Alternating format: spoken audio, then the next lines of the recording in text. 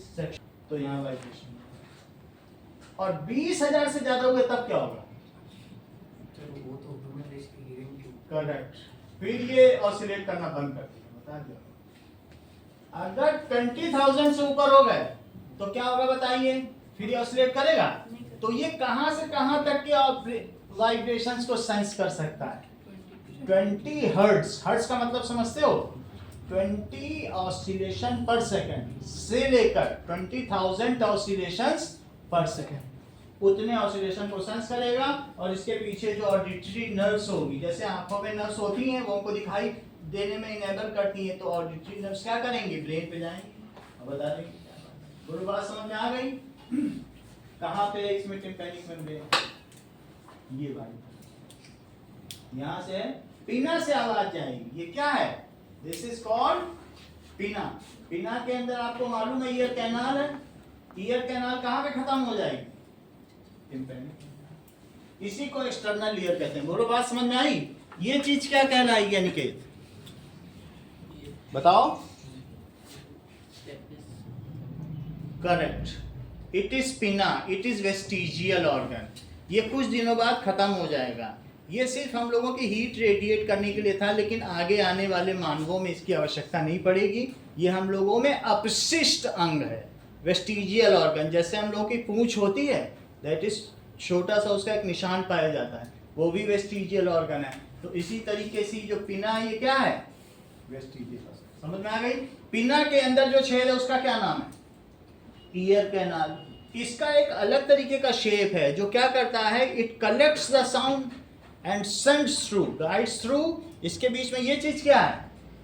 Ear canal. Ear canal last में जब तुम ईयर बड डालते हो तो कहीं रुक जाती है ना, तो जहां रुकती है उस चीज का क्या नाम है? ईयर ड्रम, या फिर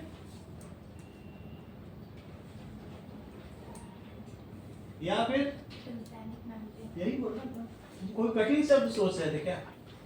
ठीक है, तो tympanic membranes it receives oscillation, और रिसीव करने के बाद क्या होगा? जो सेंसेशंस हैं वो कैसे सेंसेशन है? हिलना। It is mechanical vibration. कैसे सेंसेशन है? Mechanical vibrations are then converted into electrical current, electrical impulse. किसमें बदल दिए जाते हैं? मान लो कभी तुम्हारे ऐसे कोहनी में लग गई तो कभी करंट लगा है, ऐसा लगता है जैसे झटका लगा, वो इलेक्ट्रिकल इंपल्स हो ब्रेन तक पहुंचा। तो ऐसे ही इसका हिलना किसमें कन्वर्ट कर दिया जाता है?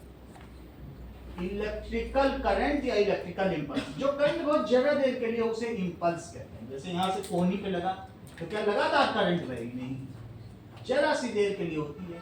And this electrical impulse is analysed, detected and read by brain and correctly interpret as the sound of a wish।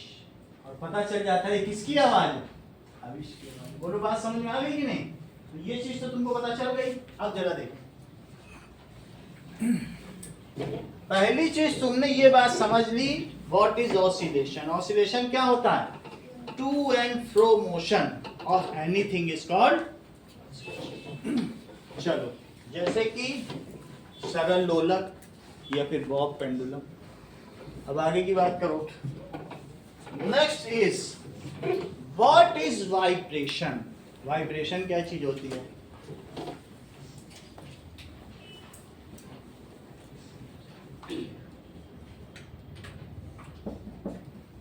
Faster oscillations को क्या कहेंगे बताइए? Are called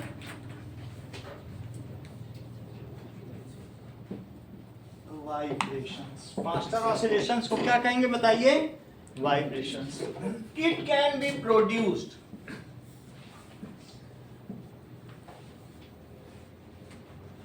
by tuning fork. Tuning fork इसको प्रोड्यूस कर सकता है। ट्यूनिंग फॉर्क का क्या मतलब है? दैट इज इस तरीके के, इसमें ये दोनों इसके फॉर्क हैं। फॉर्क का मतलब ऐसे तो कांटे वाला चम्मच होता है, तो इसके ऊपर के ये दो कांटे हैं और ये कुछ भी आवाज प्रोड्यूस कर सकता है, ट्यून प्रोड्यूस कर सकता है, जैसे ट्यून चाहो वैसा प्रोड्यूस कर सकता है। ये इसका फॉर्क है और ये इसका हैंडल है, इसको कहेंगे ट्यूनिंग फॉर्क। ये अलग अलग रेंजेस का आता है, लेकिन इतनी तेज वाइब्रेट करता है कि इसकी आवाज आसानी से सुनी जा सकती है।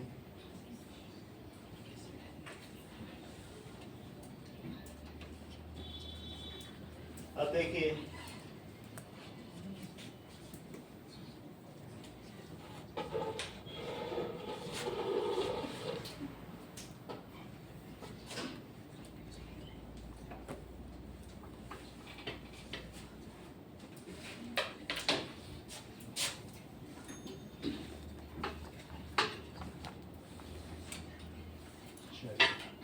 ये हमारे पास ट्यूनिंग फॉर्क है, इसकी फ्रीक्वेंसी लिखी है 499, ठीक है, 480 के। जैसे अब इसको मैं वाइब्रेट करा रहा हूं, आई आवाज, ठीक है, देखो क्या नाम है आपका, पूरा एक आई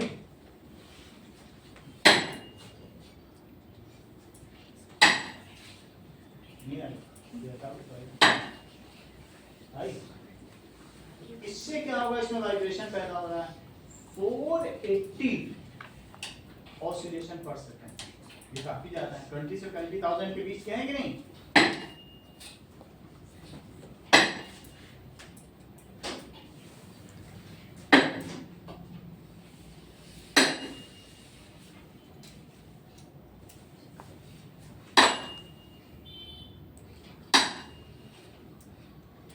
ठीक है, ये देखो भी ना, सो वाइब्रेशंस तो पैदा कर दिए और हमको मालूम है कि इफ एनीथिंग वाइब्रेट्स, सेंटेंस पूरा करो, If anything vibrates, then it produces sound which reaches to us via a medium। तो मीडियम कुछ भी हो सकता है। अगर मैं यहाँ पर ऐसे वाइब्रेट कर रहा हूँ, ये वहां कान लगा दे तो सॉलिड मीडियम भी हो सकता है। सॉलिड में सबसे ज्यादा होता है, कुछ लोग रेल की पटरी पे कान लगा लेते हैं और सारा उसका वाइब्रेशन सुन लेते हैं। लिक्विड में भी हो सकता है, ठीक है, लिक्विड में मछलियां वाइब्रेशन से बहुत कुछ कर लेती हैं। तो तीनों मीडियम में साउंड ट्रेवल कर सकता है, लेकिन अगर यहाँ पर वैक्यूम हो तो क्या कर पाएगा, ठीक है।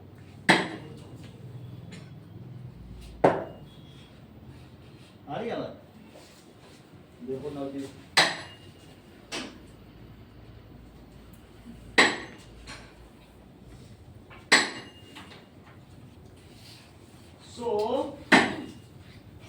पानी में डाल दिया तो पानी से बाहर पानी स्प्लैश हो जाएगा। वाइब्रेशन। हाँ, वाइब्रेशन हैज एनर्जी,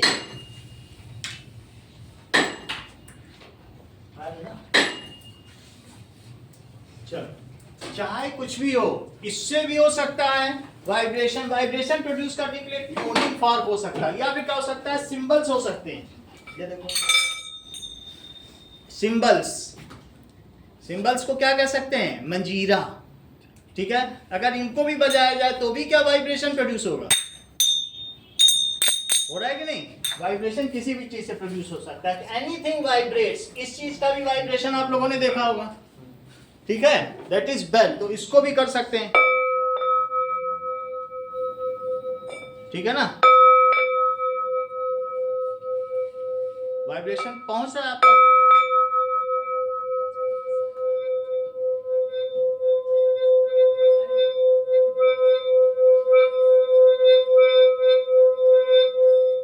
सही है। अब देखो, या फिर क्या हो सकता है, डफली की मेम्ब्रेन, कोई भी मेम्ब्रेन वाइब्रेट करेगी, डफली से भी हो सकता है, ड्रम से भी हो सकता है, तबला से भी हो सकता है। ये सारी चीजें क्या प्रोड्यूस करती हैं, ड्रम। या फिर क्या हो सकता है, string of guitar, guitar, sitar, या और भी इस तरीके का कोई भी वादन, स्ट्रिंग ऑफ गिटार से भी हो सकता है, या क्या हो सकता है, नाउ डफली हो सकता है, ड्रम हो सकता है, और भी इसी तरीके की बहुत सारी चीजें हो सकती हैं। ठीक है, तो एनी वाइब्रेशन हैज एनर्जी। कोई भी चीज क्यों वाइब्रेट कर रही है, क्योंकि उसमें क्या है, जैसे कि अभी अभी अभी इसने कहा कि सर अगर आप इसको पानी में डालोगे तो पानी स्प्रेस कर जाएगा, या फिर ऐसा भी हो सकता है कि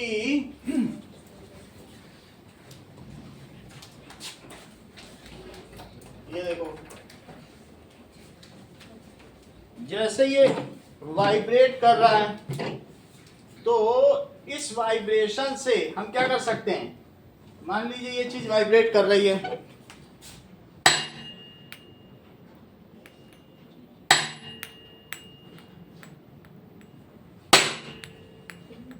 हो रहा है कि नहीं, तो इसकी एनर्जी इसमें ट्रांसफर हो गई, इसने अपनी एनर्जी क्या की, हो रही कि नहीं हो रही। या फिर वाटर में डाल दे तो क्या होगा, पानी को स्प्लैश भी करा सकता है। ये तुम्हारी बुक में डायग्राम बना इसलिए दिखा दे रहे हैं, जरा चेक करो, पानी का स्प्लैश होता हुआ दिखाया गया है क्या, तो इस चीज को देखिए आप लोग,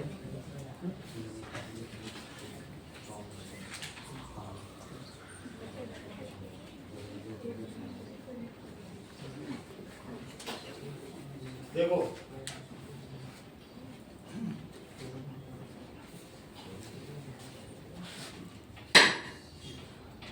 देखा आपने, फिर से देखो तो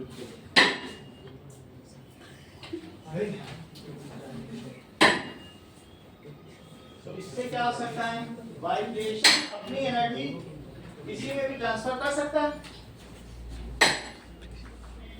देखा समझा आपने, हाँ कोई क्या नाम देखा है, देखिए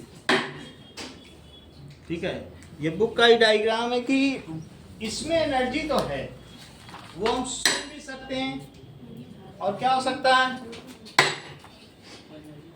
ट्रांसफर हो रही, इससे वाटर स्प्लैश हो सकता है, बॉल को ऑसिलेट करा सकते हैं, कि नहीं, ये देखो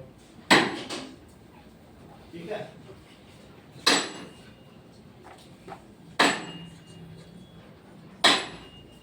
ठीक है, चलो अब आगे की बात करें।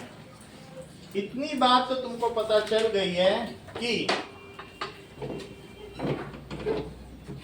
किसी भी वाइब्रेशन में, चाहे स्ट्रिंग का वाइब्रेशन हो, चाहे मेम्ब्रेन का वाइब्रेशन हो, या फिर ट्यूनिंग फॉर्क का वाइब्रेशन हो, so vibration has a form of energy. इतनी बात तो तुमको पता चल गई, कंफर्म हो गया। अब आगे की बात देखो, तो नाउ लिखिए इस चीज को कि वाइब्रेशन हैज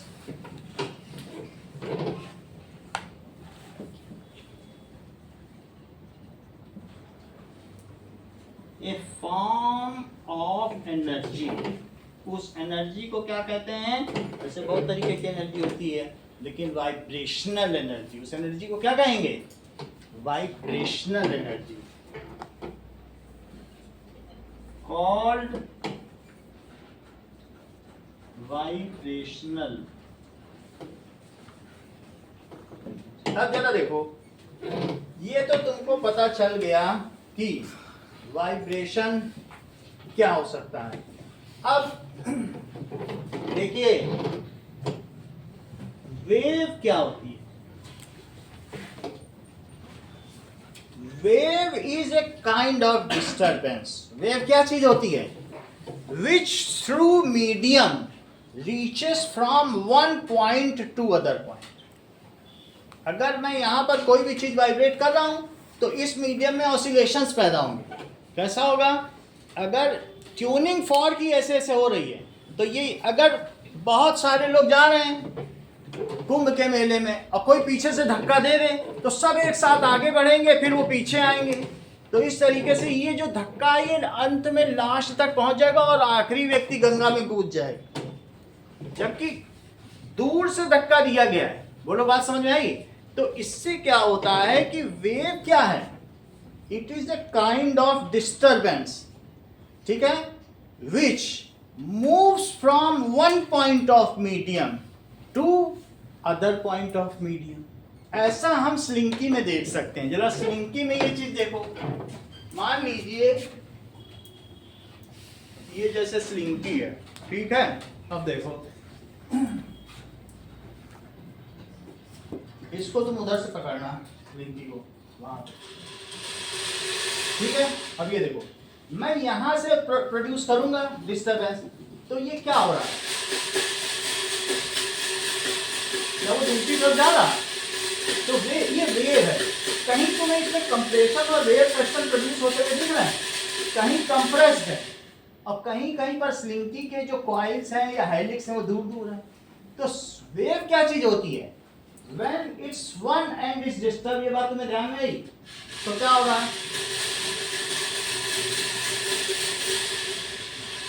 हर तरीके से चल सकती है स्लिंकी। इतनी बात तुमको समझ में आ गई कि नहीं। तो वेव तुम्हें समझ में आ गई। ऐसा एयर में भी होता है, जैसे यहाँ पर किया जा रहा है, ठीक है। इधर आपने देख लिया, समझ में आ गया कि नहीं। चलो वेव क्या होती है,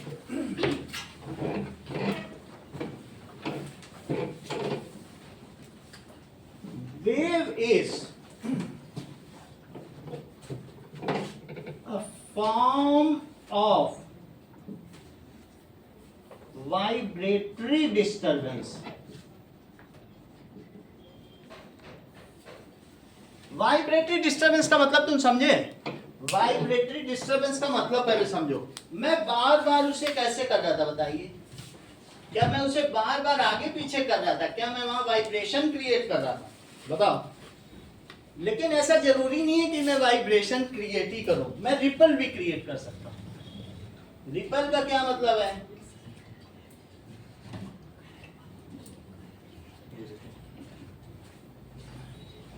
मुझे तो दर्द होगा, ठीक है, थोड़ा टाइट करो, ठीक है।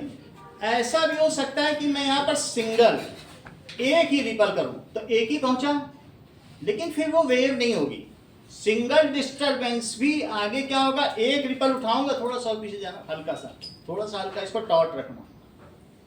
देखो एक गई, गई कि नहीं, सिंगल कर रहा हूं तो सिंगल ही तो जा रही है, लेकिन अगर मैं लगातार करूं तो फिर क्या होगा, अल्टीमेटली उसके हाथ में वो एनर्जी पहुंच रही, पहुंच रही कि नहीं। तो इसको सेट करके किया जाए तो ये अल्टीमेटली ये सेट हो जाएगा, देखो आ रही कि नहीं। तो कंटिन्यूअस अगर वाइब्रेशन किया जाएगा, तो मैंने यहाँ क्या लिखा बताइए, वेव इज, ये इसमें रोप मीडियम है, तो रोप में भी ये ट्रेवल कर सकती है। चलिए ठीक है, wave is a form of vibratory disturbance, जो कहां से मूव करती है, ठीक है, विच मूव्स फ्रॉम वन पॉइंट। मैं अभी बोल रहा हूं तो बोलने की वजह से ये जो मेरा लैरिंग्स है या वॉइस बॉक्स है, उसके मेम्ब्रेन ऐसे ऐसे हो रहे हैं, उसकी वजह से क्या हो रहा है, वाइब्रेशन पैदा हो रहा है, वो एनर्जी बाहर निकल रही है और यहाँ के पार्टिकल के थ्रू ये आपके पास पहुंच जा रही है, सही कि नहीं। Which moves from one point of medium to other point of medium।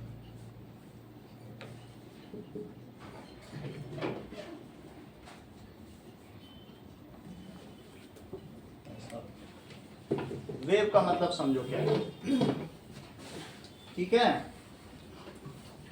एक पॉइंट से दूसरी पॉइंट पे पहुंच सकती है, either they are in direct contact और इनडायरेक्ट कांटेक्ट। जैसे हम और आप इनडायरेक्ट कांटेक्ट में हैं, कैसे, बीच में एयर, सही। एग्जाम्पल क्या हो सकता है, वाटर वेव, रोप वेव, स्लिंकी वेव, सही। कौन कौन से वेव हो सकते हैं, एग्जाम्पल बताइए।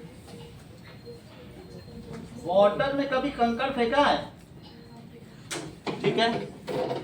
रोप वेव जो अभी आपने देखा, उसके बारे में भी लिख लेंगे। और तीसरी कौन सी अभी देख ली आपने, बोलो, स्लिंकी की वेव, नीचे में भी वेव बन रही है। ठीक, चलो अब देखो कि क्वेश्चन पूछा जा रहा है कि how could we hear the sound produced by tuning fork.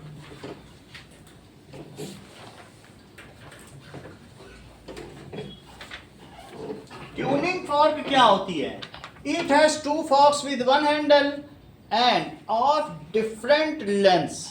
Forks are of different lengths and you can produce desired frequency। जैसी फ्रीक्वेंसी चाहो, ये अलग अलग है, जैसी चाहोगे वैसी कर लोगे।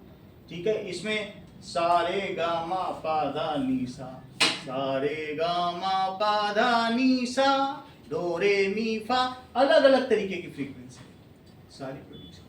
तो ट्यूनिंग फॉर्क का मतलब तुम्हें समझ में आ गया कि जैसी चाहो वैसी फ्रीक्वेंसी प्रोड्यूस कर सकते। देखो इस चीज को कि ट्यूनिंग फॉर्क क्या होती है।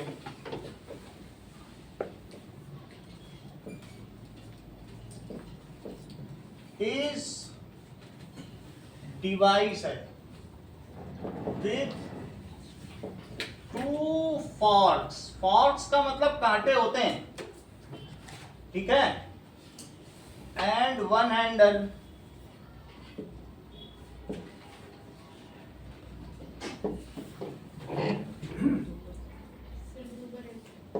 ठीक है, two forks and one handle. और ये क्या कर सकती है?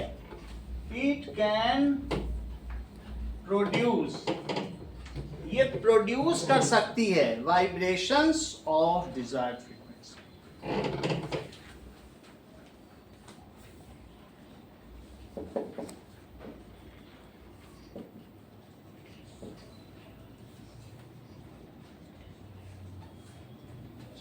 फ्रीक्वेंसी का मतलब और कुछ मत समझना, इसका मतलब है ऑसिलेशंस पर सेकंड। ठीक है, चलो क्वेश्चन है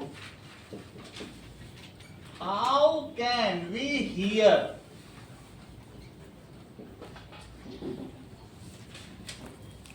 the sound produced by tuning fork.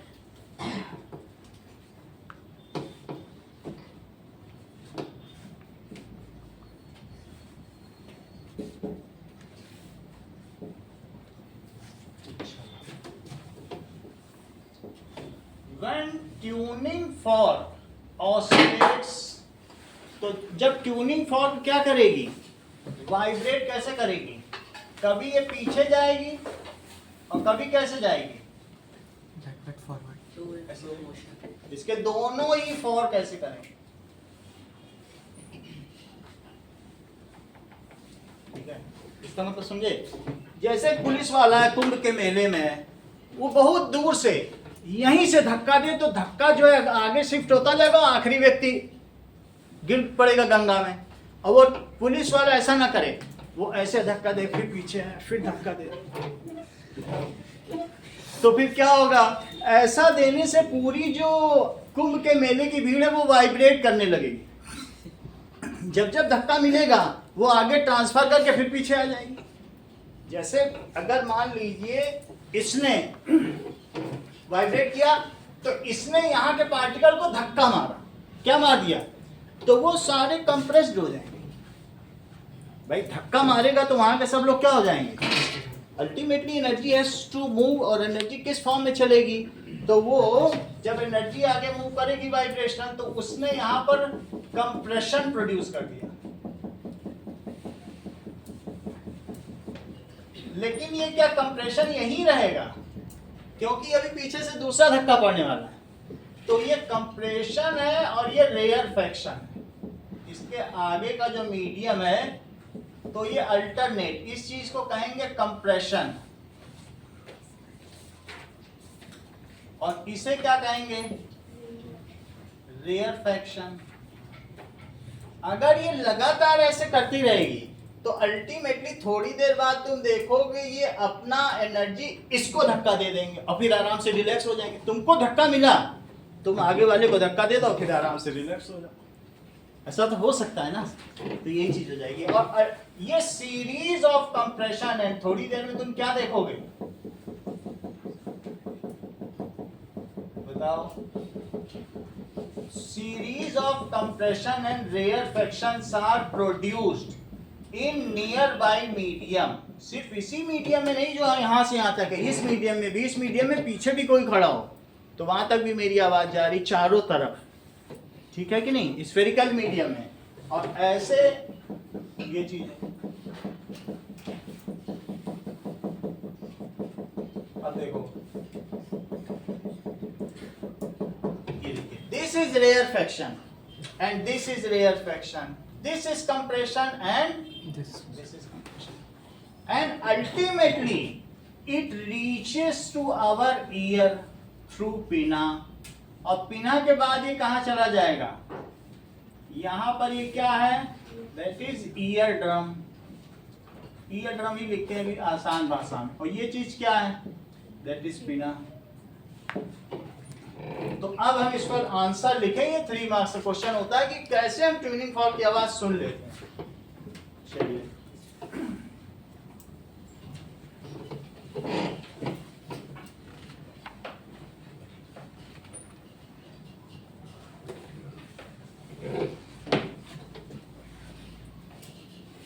when tuning fork vibrates, it produces energy which is transferred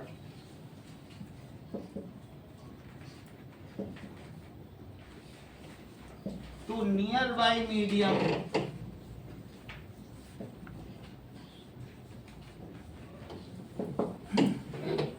now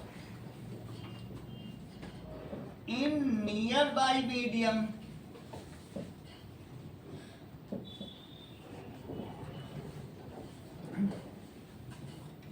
a series of compression and rarefactions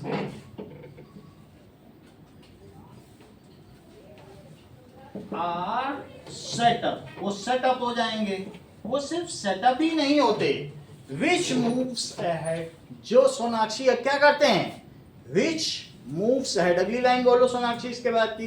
and ये जो कंप्रेशन एंड रेयरफैक्शन है, it sets up in the medium and moves ahead and बोलो and reaches the pinna। इसीलिए यॉइंग नहीं किया जाना चाहिए ना, मुझे पता चला यॉइंग में फर्क। जमाई राजा थोड़े बनना है। आगे देखो, जमाई राजा जिस दिन बनेंगे उस दिन बहुत लड्डू खाने को मिलेंगे। अभी आप सिर्फ बताया करो, अगली लाइन बताओ जब पूछा जाए। सही है? वो क्या होते हैं? ए सीरीज ऑफ कंप्रेशन, संपीडन और विरलन जो उसके निकट माध्यम है उसमें व्युत्पन्न हो जाते हैं, जो हमारी कनपट्टी तक पहुंच जाते हैं। ठीक है? विच सेंटेंस आगे पूरा करो अभिनव। विच Which moves ahead and ultimately reaches to the eardrum. बहुत अच्छा। विच मूव्स अहेड एंड कौन इसे रिसीव करेगा? Through ear canal, it reaches to ear drum. इसे क्या कहते हैं? Ear canal. और इसे क्या कहेंगे? Pinna. Which reaches through ear canal and to ear drum. अगला सेंटेंस बोलो Sonakshi. Now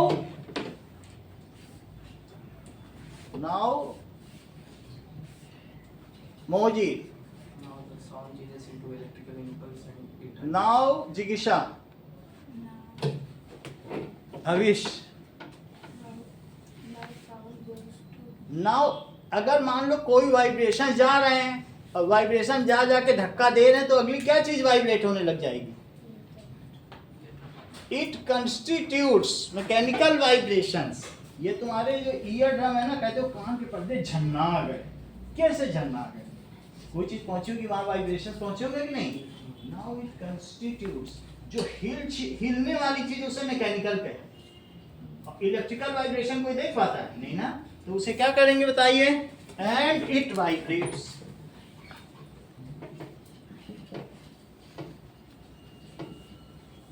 now these, Sonakshi sentence पूरा करो। These mechanical vibrations are converted into electrical impulse. देखा दो कितने, मतलब तुम 20-25 मिनट से सोई हुई हो, मैं अभी से देख रही हो कितना फर्क पड़ जाता है। Now these mechanical vibrations are converted into, किसमें कन्वर्ट हो जाते हैं?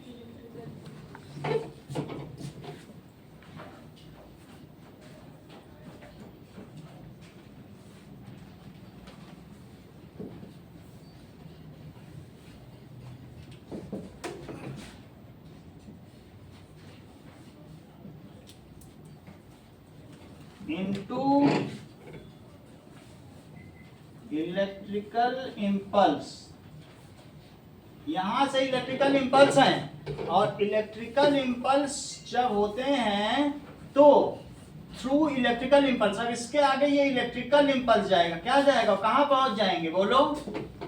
To brain. और उनको कौन पहुंचाएगा? क्या आपको ये बात मालूम है? नर्व्स का काम होता है। इलेक्ट्रिकल इम्पल्स को कौन ले जाता है? इलेक्ट्रिकल करंट को। And via auditory nerves it reaches to brain, and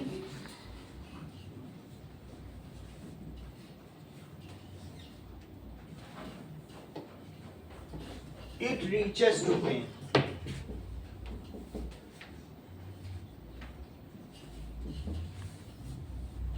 brain क्या करता है? Brain receives it, detects it, receive करेगा, एनालाइज करेगा, and detects it as sound of tuning fork, और वो ये जान जाएगा ये आवाज किसकी है, किसी ट्यूनिंग फॉर्क से आ रही है। इस तरीके से हम किसी चीज को सुन पाते हैं ना। What does it mean by compression? ये तो सवाल पूरा हो गया। तो कंप्रेशन या संपीड़न से आप क्या समझते हैं? ठीक है। So in any medium when the air particles are close to each other, then they have high air density and high pressure at that region, and it is called compression. Particle अगर बहुत पास पास आ जाएं, कहीं पर भी तुम piston में ही हवा भरते चले जाओ, तो क्या पार्टिकल पास नहीं आ जाएंगे? तो वो हाई प्रेशर रीजन है, हाई डेंसिटी भी है। तो द रीजन ऑफ, ठीक है,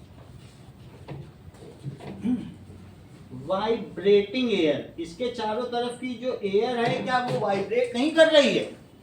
वाइब्रेट कर रही है, क्योंकि ऑसिलेशंस आगे बढ़ते चले जा रहे हैं। तो the reason of vibrating air where air particles are close to each other, have high density and pressure, वहां पर हाई डेंसिटी होगी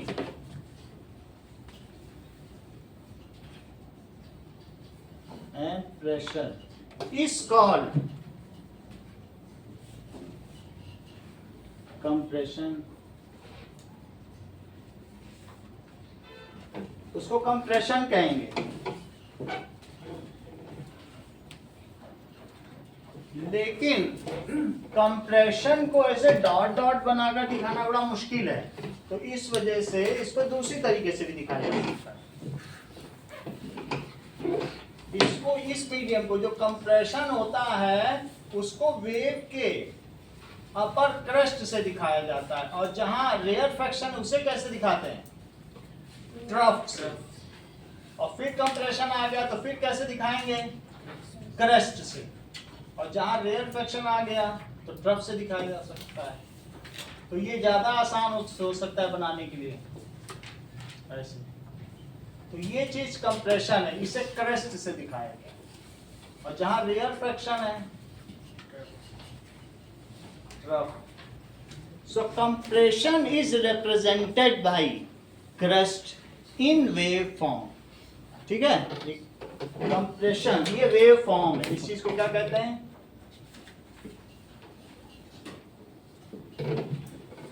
so compression is represented by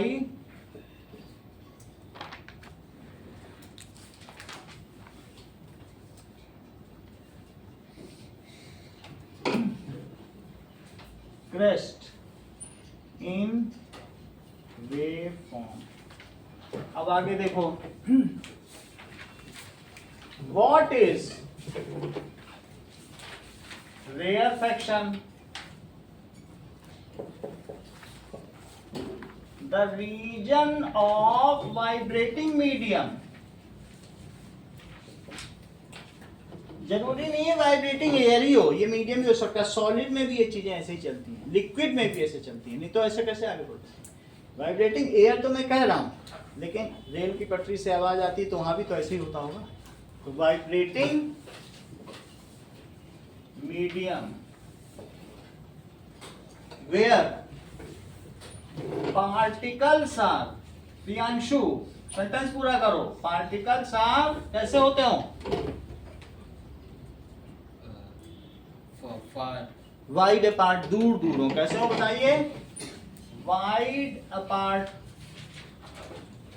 have low pressure and low density. ठीक है, उसको हम rarefaction कहते हैं। तो ये बताइए संजना कि in wave form it is represented by, correct. So in wave form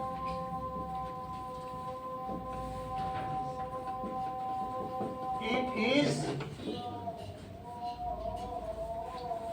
represented by, इतनी बात तो समझ में आ गई। तो ये सब ट्रफ है, ये भी ट्रफ है। आगे की बात करते हैं।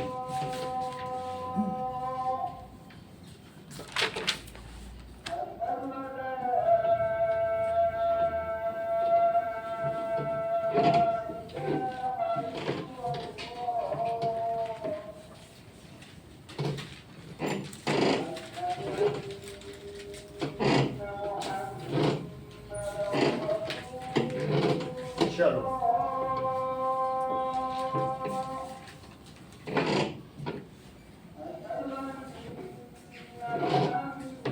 क्वेश्चन है, on Earth we can listen the sound of our friend, but on moon we can not listen the sound of our friend.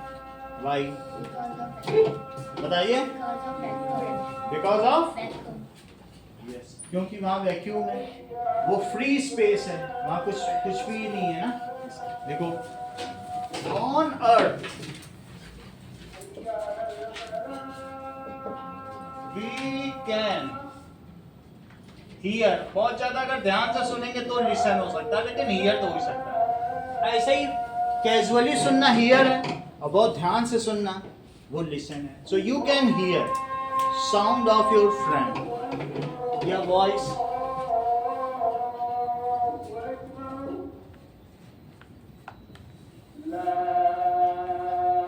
but not on moon. Now, sound needs medium to travel.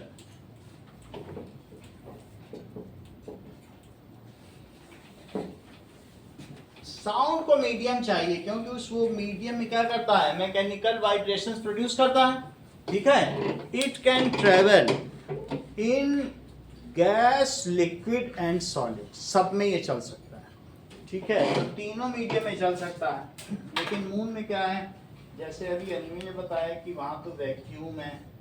Sir तो astronauts बात कैसे करते उनके पास है। वो क्या पता कैसे बात करते हैं। हैं अलग डिवाइसेस होती हैं ये बात तो नहीं करते।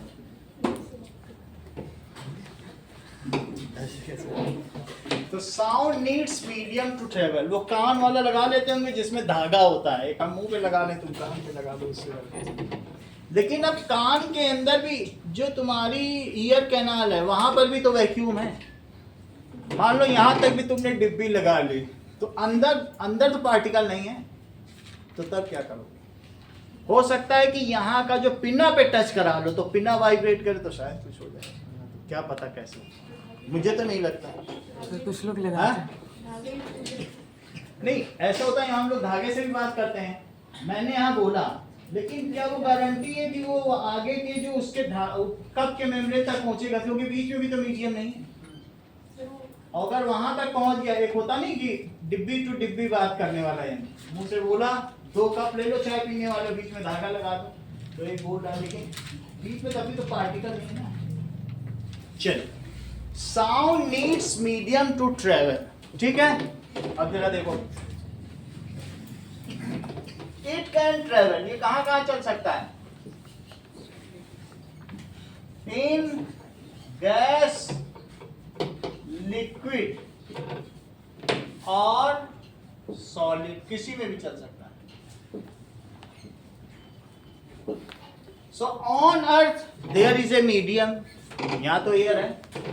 ऑन अर्थ क्या होता होगा? The voice produced by friend हमारे तक कैसे पहुंचती है? Reaches to us via air, किसके थ्रू? एयर के थ्रू पहुंच जाती है, जो कि गैसियस मीडियम है। सो जो वाइब्रेशन है moves from our friend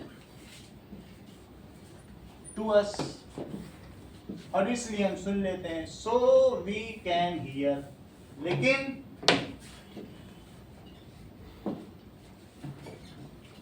but on moon क्या होता होगा? There is free space. Free space का क्या मतलब है? नो मीडियम, या फिर क्या कह सकते हैं? वैक्यूम। वहां पर कोई मीडियम नहीं है। So sound produced at one point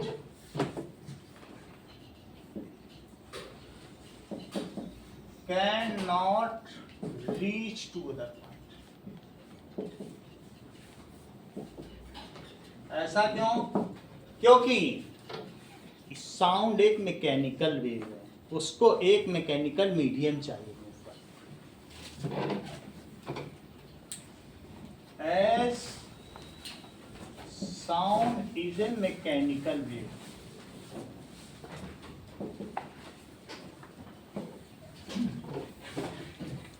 यही इसका आंसर है। So we cannot hear our friend. So we cannot hear. Sound mechanical wave through. वो अब अगला क्वेश्चन है, उसको अब हम लिखने जा रहे हैं, ठीक है। कि यांत्रिक तरंगें क्या होती हैं और अयांत्रिक तरंगें क्या होती हैं, मैकेनिकल वेव्स आखिर होती क्या है, इसको अब समझे। एक तो नई टर्म आ गई यहाँ, mechanical wave. What is mechanical wave Navdeep? बताइए, कुछ ऐसे ही बताओ, आप बताओ अनिकेत।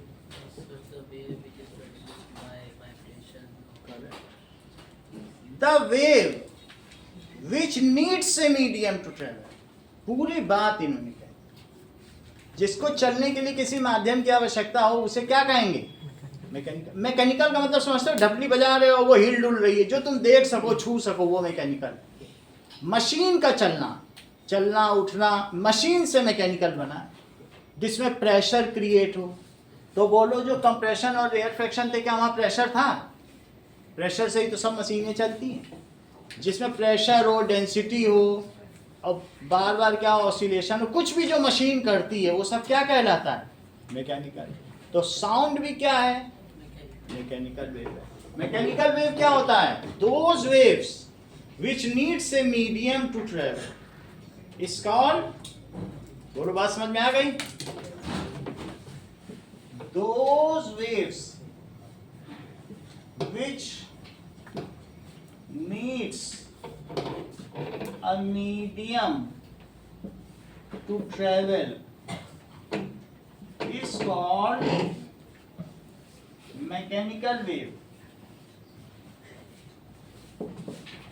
क्या दीपिका तुम ऐसी 4 वेव का नाम बता सकती हो जो मैकेनिकल वेव है? बताओ एग्जांपल। अनुष्का बताइए। Sound wave. और बोलो।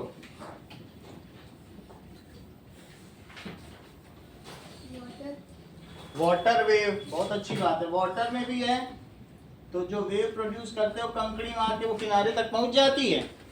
और बोलो। और बोलो। और स्लिंकी वेव। दोनों बात समझ में आ गई? ये बिना मीडियम के चल पाएगी क्या? रोप तो रोप पे चलेगी, स्लिंकी भी अपने जो हेलिक्स हैं छल्लों पे चलेगी। What does it mean by non-mechanical wave?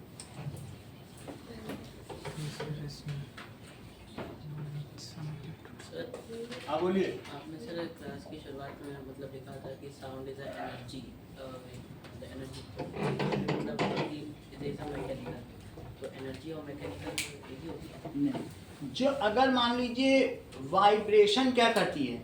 By two and fro motion, ठीक है। एनर्जी तो किसी भी चीज़ में हो सकती है, जैसे हम लोग की बॉडी में हीट एनर्जी है, लेकिन वाइब्रेशन एक ऐसी एनर्जी है विच इज ट्रांसफर्ड फ्रॉम, अगर किसी चीज़ में वाइब्रेशन हो रहा है तो वो अपने पास एनर्जी नहीं रख सकता है। अगर कहीं भी वाइब्रेशन हो रहा है तो क्या होगा बताओ? Vibration is a form of energy which is transferred from one point two other point, either through medium और विदाउट मीडियम। अगर मान लीजिए मेरे वॉइस बॉक्स में वाइब्रेशन हो रहा है, फिर ये यहाँ से निकल रहा है, तो अगर ये आप तक पहुँच रहा है तो बोले क्या कर रहा है? ये डिस्टर्ब कर रहा है। लेकिन कुछ और भी चीजें, क्या तुमने सन पे देखा है कि चार्ज पार्टिकल ऑसिलेट करते हैं? उनके आपस में ऑसिलेट करने से इलेक्ट्रिक और मैग्नेटिक वेव पैदा होती है, जिसको कि लाइट कहते हैं। क्या कहते हैं? या फिर इलेक्ट्रोमैग्नेटिक वेव। चार्ज अगर हिला डुला, वहां पर बहुत सारे हाइड्रोजन के न्यूक्लियस ऐसे हिल डुल रहे हैं। कभी हमने आपको न्यूक्लियर फिजन और फ्यूजन के बारे में बताया था। तो सन में क्या होता है बताइए? चार्ज हिल डुल रहे हैं, हाइड्रोजन का जो न्यूक्लियस है वो प्रोटॉन ही है। अच्छा बताओ, जब वो हिलेगा डुलेगा तो क्या होगा?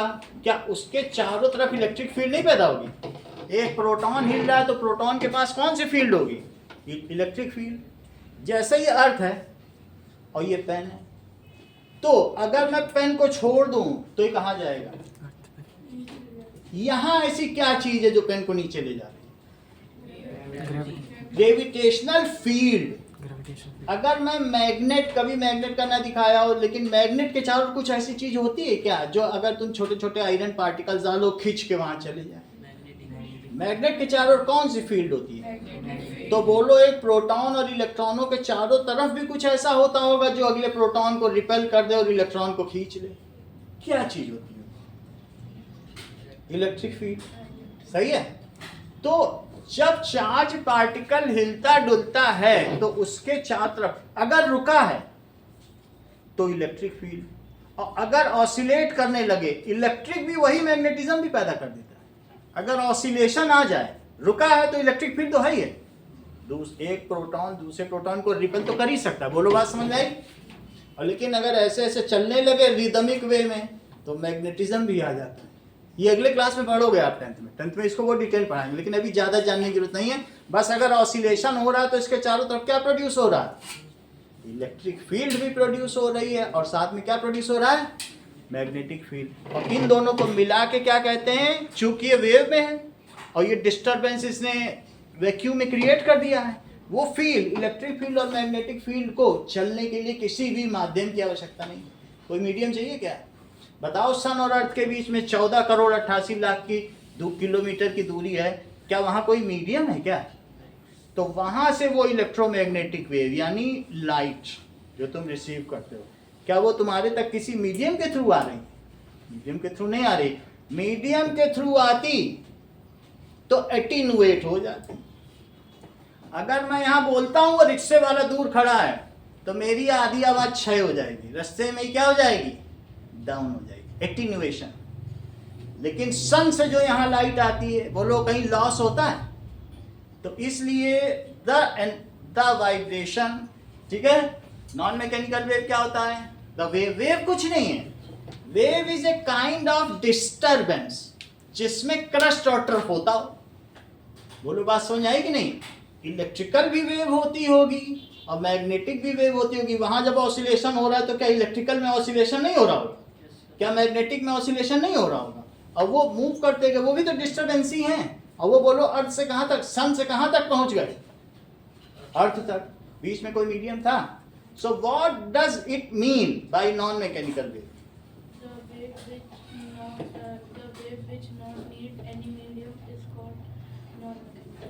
Is called non-mechanical wave. Do you know any kind of non-mechanical wave? The ray coming from sun to earth. लो, इन्होंने बता दिया इलेक्ट्रोमैग्नेटिक वेव, पूरी बात इन्होंने कह दी। चलो, बहुत बड़ी बात कही है अभी, मतलब आज की सबसे बड़ी बात इन्होंने कही। इन्होंने क्या कहा देखो, ये सन, और सन में बोलो क्या है, बहुत सारे क्या चीजें बताइए? ऐसे हाइड्रोजन एटम है जिसका इलेक्ट्रॉन भाग गया। अच्छा बताओ, ऐसे एटम जिसके सभी ऑर्बिट के सभी इलेक्ट्रॉन भाग गए हों, उस स्टेट को क्या कहते हैं? Plasma state. बहुत सारी प्लाज्मा बॉल रखी भी है यहाँ पे, दिखाया जा चुका है कि नहीं? तो सन में भी इसके इलेक्ट्रॉन भाग गए। अब इसके पास क्या क्या बचा? न्यूक्लियस।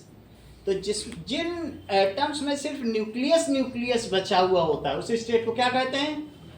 Plasma state. 5 स्टेट तुमको क्लास 9 में बताई गई थी, सॉलिड, लिक्विड, गैस, प्लाज्मा और बोस-आइंस्टीन कंडेंसेट। हम चौथी स्टेट की बात कर रहे हैं, है कि नहीं? जिसके पास पुरानी बुक को देख लेना। तो समझ, पहले चैप्टर की बात है, नहीं लास्ट में लिखा, इनके पास ये देखो पूरा देख रहे हैं, इनके लिखा। चलो खैर, हमें उससे ज्यादा लेना देना नहीं। ये सन है। अच्छा मुझे बताओ, जब सन में ये ऑसिलेट करेगा तो इससे क्या प्रोड्यूस होंगे? यानी इलेक्ट्रिक भी और मैग्नेटिक भी, चूंकि ये वेवी फॉर्म में है तो ये ऐसा, तो इसे क्या कहेंगे? इलेक्ट्रोमैग्नेटिक वेव, जो सबसे ज्यादा शक्तिशाली है। कितनी शक्तिशाली हो बताओ? 10 to the power 36 ऑसिलेशन पर सेकेंड। सोचो कितने ज्यादा है। 1 सेकंड में इतने जीरो लगा दो तो उसको कहेंगे गामा वेव्स। क्या कहेंगे? अगर कोई मरता है कहते हैं उसके ऊपर गामा गिर गई थी जब ही तो मर गया। ये इतनी शक्तिशाली है कि लोग कहते हैं गामा पहलवान, वो गामा पहलवान, पावर को गामा कहते हैं। समझ आई? इतने ऑसिलेशंस होंगे तो क्या होगा? तुम रेडियो एक्टिव मटेरियल को जानते हो, अल्फा बीटा गामा, उन्हीं में से गामा रेज निकलती। बोलो बात समझ में आ गई आपको? चलो, इससे नीचे वाली कौन सी होंगी? That is X rays. X rays भी अगर तुम्हारे में माइक्रो सेकंड से ऊपर गई तो बॉडी को हार्म कर देंगी। और जो प्रेग्नेंट लेडी अगर उसके ऊपर एक्सरे डाल दो तो उसके पेट का बच्चा म्यूटेट हो जाए, अपंग पैदा हो। X rays are very harmful. तो सबसे पावरफुल गामा है, फिर कौन सी है? एक्स रेज, फिर उसके बाद क्या है अल्ट्रावायलेट रेज, फिर उसके बाद क्या है, ये धीरे धीरे घटता जाएगा, फिर उसके बाद विजिबल है। समझ आई बात कि नहीं? विजिबल में तो तुम जानते हो विबग्योर अलग अलग कलर होते हैं कि नहीं होते हैं, और फिर उससे भी कम कौन सी होगी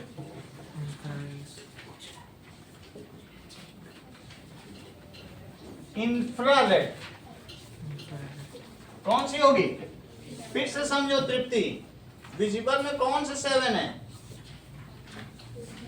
बताओ जरा। वॉयलेट, विबग्योर, इंडिगो, ये सारे कलर इसमें है। अगर प्रिज्म में डालो तो अलग अलग कलर पैदा हो जाते हैं। और कौन से है?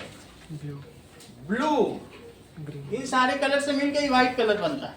व्हाइट अपने आप में कोई कलर नहीं है, प्रिज्म में डालो सारे कलर अलग हो जाते हैं कि नहीं। फिर क्या होगा? विब ग्रीन, ग्रीन, और फिर उसके बाद येलो, ऑरेंज, और फिर रेड, ऑरेंज, और फिर क्या होगा? Red, red. तो सबसे ज्यादा पावर वाला कौन सा? वॉयलेट। और वॉयलेट से भी जो अल्टीरियर हो अल्ट्रावायलेट, उससे भी बड़ा अल्ट्रावायलेट। कभी स्पार्क देखा है वेल्डिंग वालों में? वहां अल्ट्रावायलेट निकलती है, वो आंखों में लग गई तो रेटिना जल जाए, ज्यादा देर देगी। और इंफीरियर टू रेड, रेड तो सबसे गई गुजरी है ही है, और उससे भी गई गुजरी इंफीरियर, तो उसे क्या कहेंगे? Infrared, infrared. हम लोग की बॉडी से इंफ्रारेड रे निकल रही है। कैसी रे निकल रही है? इंफ्रारेड का मतलब बॉडी में भी हीट है 37 डिग्री की है, और उस 37 डिग्री की हीट को अगर हम देख सकें तो उसे क्या कहते हैं बताओ?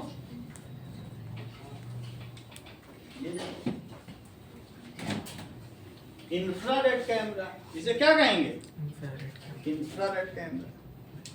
इसमें ये बिग बॉस में देखा जाता है, जब सब लोग सो जाते हैं तो इसी कैमरे से देखा जाता है। सब होता है कि नहीं? सारी लाइट ऑफ हो जाती है। या सैनिक इससे देखता है, बॉर्डर पर अंधेरा है, वो हीट से पहचान लेगा। क्या पहचान लेगा? कि कोई आ रहा है। सांप इससे देखता है। रबड़ का चूहा रख दो, असली चूहा जिसमें से हीट आ रही, वो इंफ्रारेड को सेंस करता है, कहेगा यही असली चूहा, रबड़ का चूहा नहीं खाएगा।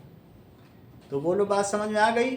इसके थ्रू क्या हो जाता है कि बॉडी टेम्परेचर में, पिना का अलग टेम्परेचर है, नोज का अलग है, गाल का अलग है, पूरी बॉडी की इमेज बना देगा। कभी दिल्ली में मेले में, प्रगति मैदान में जाओ, इंफ्रारेड कैमरे लगे हैं, वो सब देखो, खरीदो, 2-2 हज़ार मिल जाते हैं। सही है? तो तुम्हें समझ में आ गया? अब देखो, इंफ्रारेड से भी कम कौन सी होती है? माइक्रोवेव। कौन सी? जो हम लोग के ओवन में होती है, हाथ डालोगे तो जलता तो है नहीं ना, माइक्रोवेव में। और उससे नीचे कौन सी होती है? जिससे तुम मोबाइल चलाते हो, उसको क्या कहते हैं? और रेडियो वेव, जिससे मोबाइल चलते हैं। लेकिन अविश इसको कंबाइनली क्या कहते हैं? Electromagnetic wave. और जो हमारी आंखें सेंस कर लेती हैं उसको अविश क्या कहते हैं? विजिबल रेज या लाइट। क्या कहते हैं? Light wave. बोलो बात समझ में आ गई? तो मैं क्या कहूं? चिकित्सा नॉन मैकेनिकल वेव को डिफाइन करो। Those waves which do not need any medium to travel are called mechanical. ठीक है, लिखो। Those waves which do not need a medium to travel is called non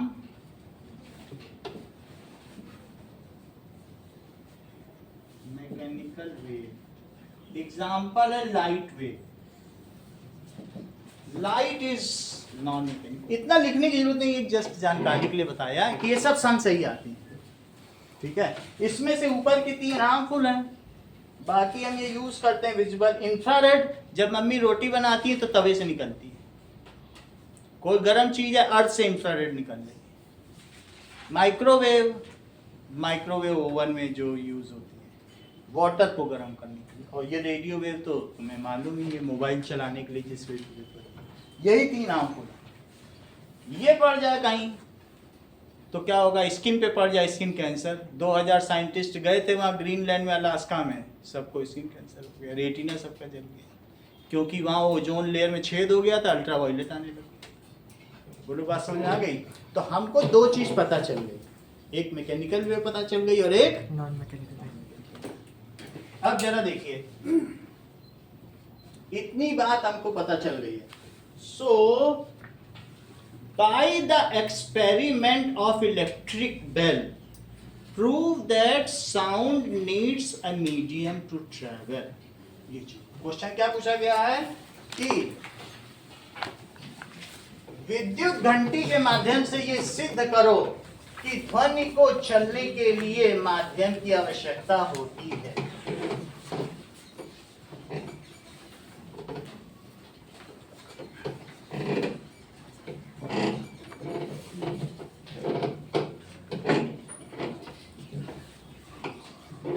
now question क्या है? By experiment of electric bell prove that sound needs medium to travel। अभी वैसे electricity से तो मैं चला सकता हूँ, लेकिन अभी मैं कनेक्शन नहीं लगाऊंगा, लेकिन तुम यही समझ लो यही इलेक्ट्रिक बेल है। इसमें हम अगर कनेक्शन देंगे 2 जगह तो ये बेल चल सकती है, ठीक है। फिर भी मैं इसे मैकेनिकली चला रहा हूँ, यही सोचो इलेक्ट्रिक बेल। बिजली से भी चल सकती है, कभी हम दबाते हैं तो चलती है कि नहीं चलती है, या आप अपनी साइकिल बेल की तरह समझो, ठीक है। ये अब इसको, इससे तुम्हें प्रूव क्या करना है कि sound needs medium to travel. चलिए, टेक अ बेल जार, ऐसा जार लो जो बेल की तरह हो। ये कांच का होता है, ऐसा तुम लोगों ने देखा होगा बेल जार। अच्छा, इसके अंदर क्या कर दो, इसके अंदर एक इलेक्ट्रिक बेल रख दीजिए। So this is electric bell, और ये इसमें क्या होगा, ये इसका हैमर होता है इलेक्ट्रिक बेल का, ठीक है। और ये नीचे इस पे लगी हुई होती है, ये रिम से इसको हमने क्या किया, चारों तरफ वैक्सिंग कर दी, इस पे वैक्स लगा दिया, कहीं से आवाज नहीं आ सकती। अच्छा, इसका जो कनेक्शन है उसको हमने क्या कर दिया, बाहर लगा दिया, तो इलेक्ट्रिक बेल बज जाएगी। अगर ये बजेगी तो इससे क्या होगा, आवाज पैदा होगी। और यहां पर आप एक वैक्यूम पंप लगा दो। वैक्यूम पंप क्या करेगा, इसके अंदर की जितनी भी हवा है वो मोटर पे जाएगा,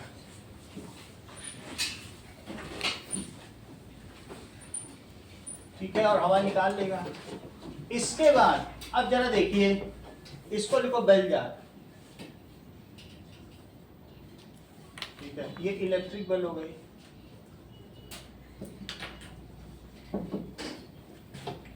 Now, connect electric bell to, ठीक है, main supply line, main supply से इसको कनेक्ट कर दिया। और क्या हुआ, cover it with bell jar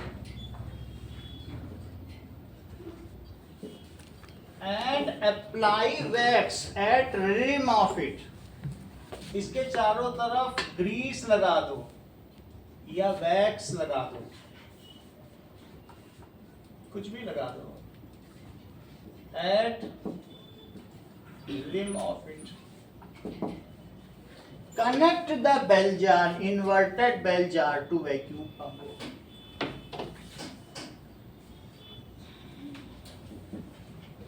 अभी इसका वीडियो भी देखेंगे।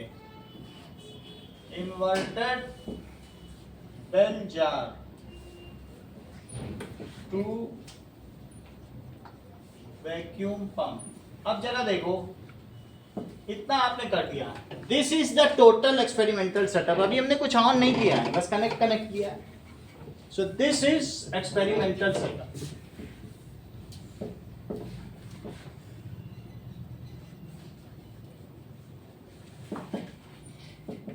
अब जरा देखो, switch on the electric bell, जो कर ही दिया था, स्विच ऑन करो। तो क्या जो यहां बाहर खड़ा हुआ व्यक्ति है वो इसकी आवाज को प्रभात सुन पाएगा कि नहीं सुन पाएगा? तो क्यों सुन पाएगा भाई? रीजन के साथ बताओ। आपने तो कहा सुन पाएगा, तो उसका रीजन भी बताओ। अनिकेत बताओ क्यों सुन पाएगा? अभी हमने इसको वैक्यूम पंप को कनेक्ट किया, अभी उसको ऑन नहीं किया। बोलो तो अनुष्का आप बताओ कौन सुन पाएगा?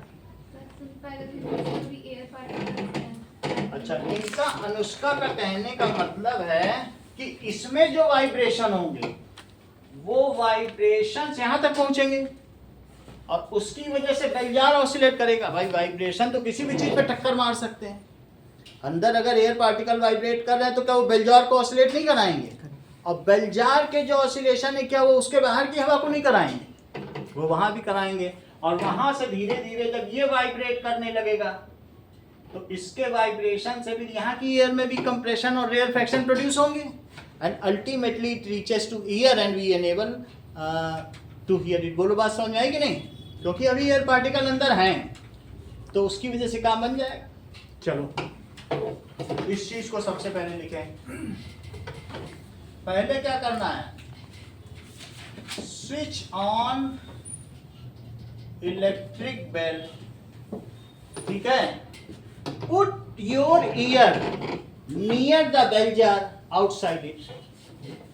तो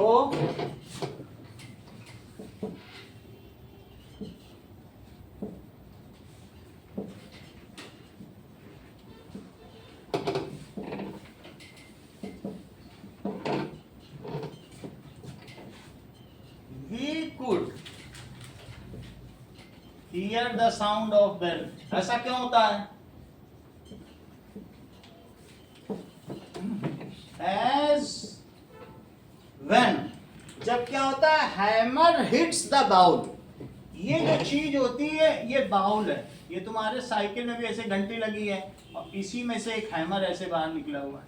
तो ये जब हिट करेगा तो यहाँ तो बहुत ही टाइट है, ये फिर हिलने लगता है। ऐसे ही तो होता है। तो क्या होगा? When हैमर किसको हिट करता है? कटोरी को। As when hammer hits bowl, that vibrations, वो क्या होगा?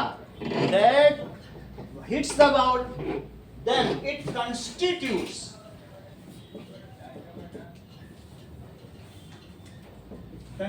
ना लिखना चाहो तो सेट सब लिख लो। वाइब्रेशन, किसमें वाइब्रेशन प्रभाव प्रोड्यूस करेगा? Inside air present in bell jar. वहां पर वाइब्रेशन होंगे कि नहीं? Inside air present in bell jar which is picked up by bell jar and bell jar starts to vibrate, which is picked up by bell jar and it starts vibrating। अब आगे क्या होगा? Now these vibrations, Sonakshi, अब ये vibrations क्या होंगे? बोलो। Bell jar vibrate करने लगा, अब क्या होगा? थोड़ा बताओ। यहां से वाइब्रेशन हुआ, बेल जार वाइब्रेट करने लगा, अब आगे तो बताओ, थोड़ा बताओ। दीपिका बताओ फिर क्या होगा? ठीक है। Now these vibrations are handed over to outside air. Outside air में चले जाएंगे। These vibrations are transfer. कोई चीज वाइब्रेट थोड़ी होती रहेगी, कोई भी चीज वाइब्रेट होती, बताओ अल्टीमेटली वो रुक क्यों जाती है? ट्यूनिंग फॉर्क बहुत देर तक नहीं बजता रहा, मैं सबके पास एक ही बार नहीं लेके गया, वो रुक क्यों जा रहा था बार बार? क्योंकि वो अपनी एनर्जी ट्रांसफर कर दे रहा है, उसको फिर से कराना पड़ता है। वाइब्रेशन हमेशा ये मूविंग फॉर्म ऑफ एनर्जी है, एक ही जगह नहीं रह सकते। समझ में आई बात कि नहीं? इसलिए ये वाइब्रेशन कहाँ ट्रांसफर कर दिए जाते हैं? एयर में। So these vibrations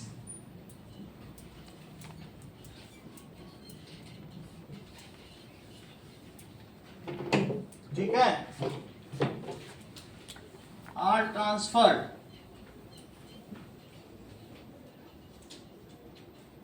to outside air and ultimately, और फिर बाद में क्या होगा? reaches to our ear। बोलो बात समझ में आ गई कैसे हो रहा है? अब दूसरी चीज क्या देखो, पहले तो तुमने स्विच ऑन किया इलेक्ट्रिक बेल को, अब क्या स्विच ऑन करोगे Prabhat? Yes, now it is further connected to motor. Motor इसकी सारी हवा खींच लेगी, सही है? Now switch on vacuum pump. कुछ लोगों के यहाँ वैक्यूम क्लीनर भी होता है, बस वो वैक्यूम क्लीनर ही समझो, जो खींच नहीं लेता सब चीज। वैक्यूम क्लीनिंग क्या होती है? कार की होती कि नहीं होती है? वैक्यूम पंप इट सक्स, ये सारी चीज क्या करेगा? या एक्सट्रैक्ट कर लेगा ऑल एयर इनसाइड, किसके अंदर? All air inside bell jar. ठीक है, now there is no medium. अब इसके अंदर कोई मीडियम नहीं बचा। Now there is no medium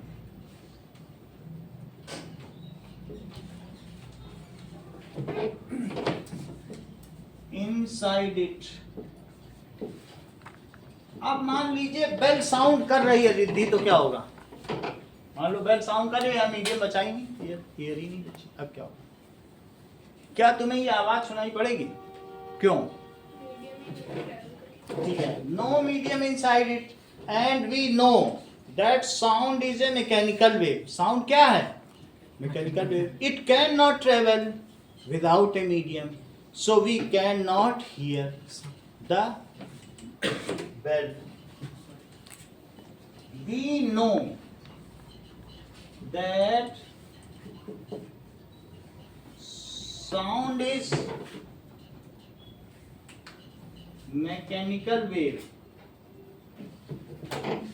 It needs a medium to travel.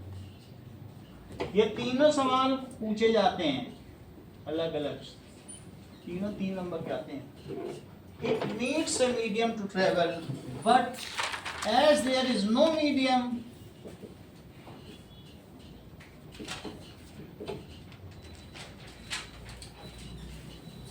so vibrations of bell could not pass, yet transferred up to our ear. So vibrations of bell could not be transferred to our ear। इस चीज को video में देखो।